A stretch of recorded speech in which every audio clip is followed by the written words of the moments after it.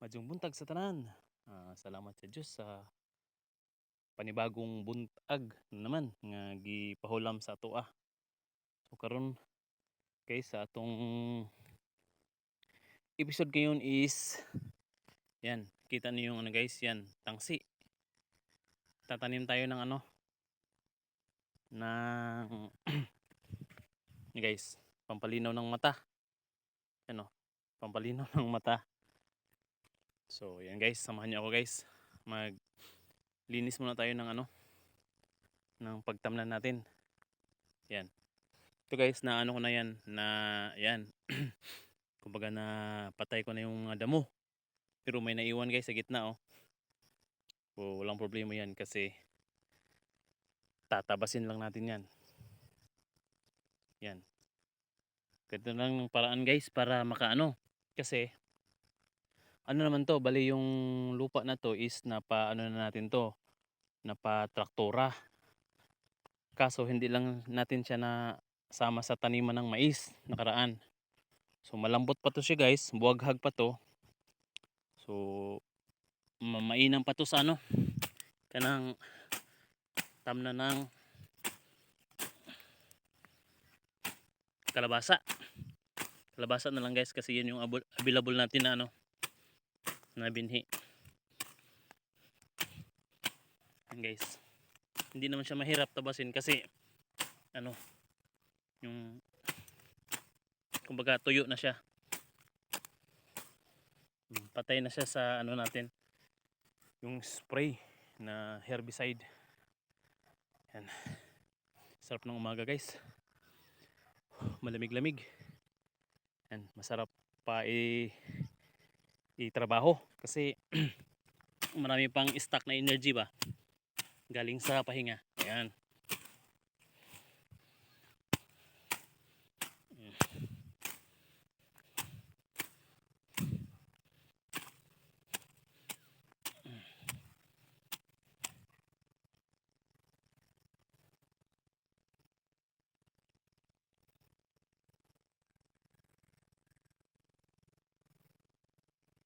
Guys, bali hanggang doon yung natuyo na mga damo. Yan. Yan hanggang diyan bala ko tamna ng ampalaya. Ay, ampalaya. Kalabasa. Yan guys. Ano lang.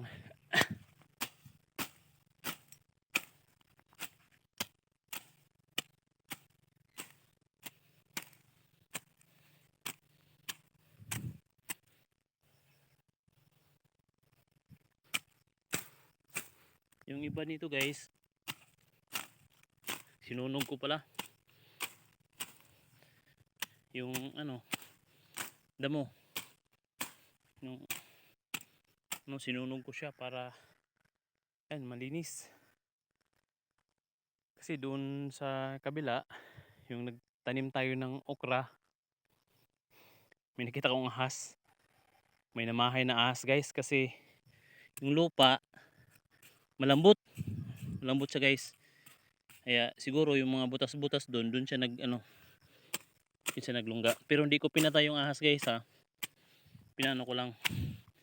Tinakot ko lang kasi sabay kami natakot. Paglabas niya takbo din siya. Ako naman nabigla. Napaatras na din. So quits lang kami. O yung mga ganun guys, di natin yun patayin. Kasi yun yung nagbabalance sa ecosystem. Yun yung kumakain ng mga daga. Sila yun. Trabaho nila yun.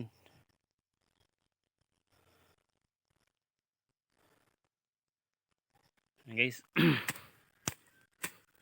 Bali maaga pala ako kasi yung anak ko maaga pumasok sa school.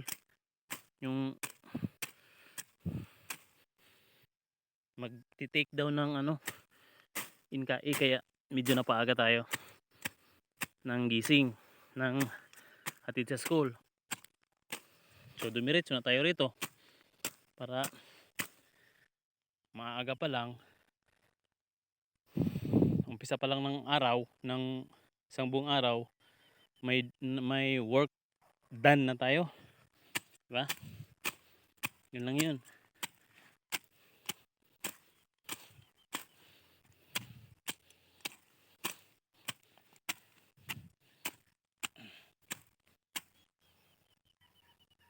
Guys, hanggang doon pa to.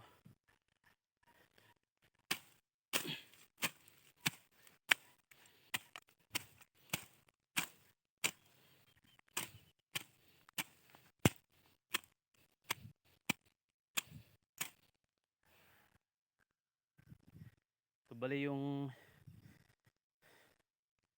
diskarto ko ng pagtatanim, guys. Ano lang, alam ko naman na mataba pa tong lupa kasi nakikita ko sa damo niya, grabe grabe yung damo niya, malago. So meaning this is siguro, guys, is siya, mataba. Kumbaga mataba na yung lupa, nakaka-recover na siya kasi ilang years na rin tong hindi napagtamnan. Simula ng tatay ko yung nagkasakit na siya, mula noon wala nang nag-aasikaso nito. Ilang years na, more than 10 years or 15. Mukhang nakatingga lang to rito banda. So ngayon develop natin, gulay-gulay konti. Yan, wala doon. Yun, yung doon, guys, i-sprayhan pa natin yan. Di ko pa sure kung anong itatanim natin dyan. Is mais siguro, mais.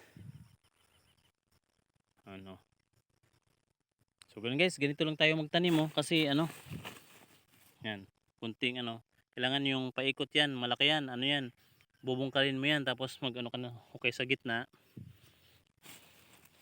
Then maglagay ka ng kunting dayami, isang ganun, isang kumkum. Tapos yung ito yung buto ng natin, guys, ng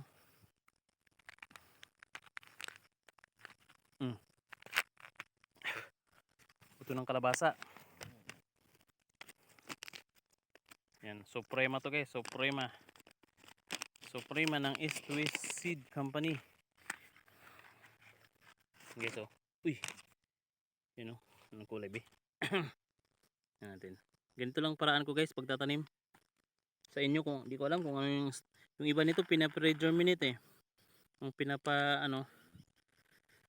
yan, guys, kulay, anong kulay ba to? Dilaw.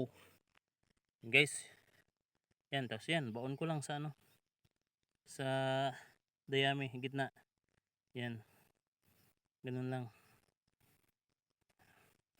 kunting tabon. Yan, matik na.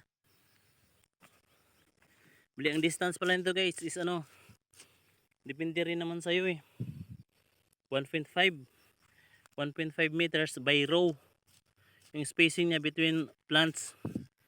Yung row niya, guys, is 3 meters.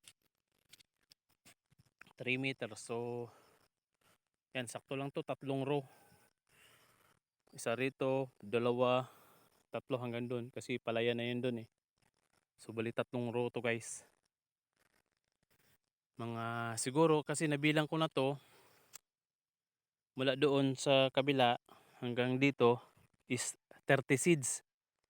So kailangan natin ng 3 pang 3 pang ganyan pack, kasi ang laman is 30 per pack. Yan, dito na tayo, guys. Di ko na kailangan guys, diligan ang lupa kasi ay yung kasi na mamasa-masa yung moisture na yung yung yan, dayami at saka yung lupa. Yan. At saka baka uulan ngayon, guys.